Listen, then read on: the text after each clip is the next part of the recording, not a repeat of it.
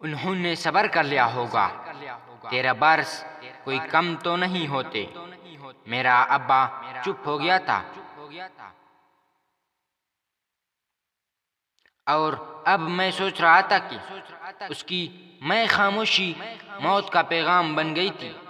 मैंने जब से होश संभाला था इसी तरह की बातें सुनता आ रहा था।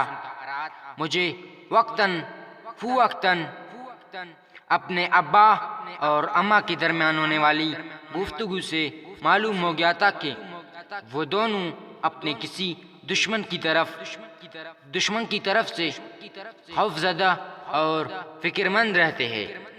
यही वजह थी कि वो किसी एक जगह 1-2 साल से ज्यादा नहीं रहते थे। कभी कभी तो चंद माह बाद ही वो अपना ठिकाना बदल देते थे।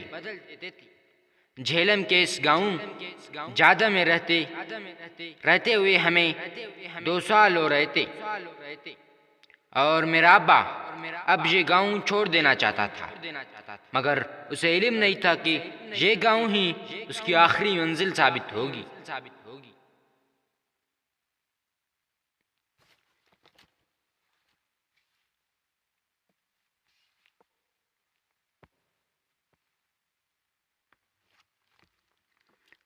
खासी देर तक मैं ये सोचता रहा कि अब मुझे क्या करना चाहिए, मगर कोई फैसला न कर पाया।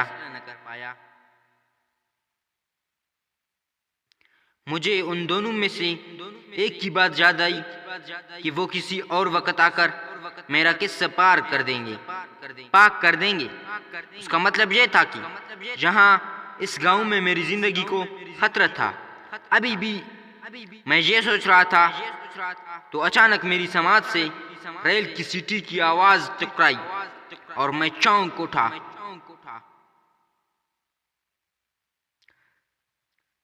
रेल की सीटी ने मुझे बरवक्त एक राह सुझा दी। मैं इसे कुदरत की तरफ से अपने लिए एक इशारा समझा, लेकिन मुझे आइन उस वक्त रेल की सीटी सुनाई दी थी जब मैं ये सोच रहा था कि गांव में मेरी जिंदगी को खतरा है। रेलवे स्टेशन हमारे घर से ज्यादा दूर नहीं था।